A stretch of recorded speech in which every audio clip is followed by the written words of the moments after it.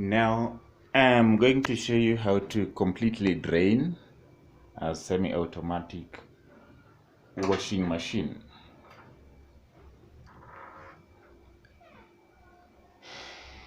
With this knob to drain, what we're going to do, you'll find that our drain pipe is connected to the sink, and now we are going to turn on this knob. I don't know if you can see it clearly, but now we're going to turn it to drain. Do that. That's what will be happening. You can see that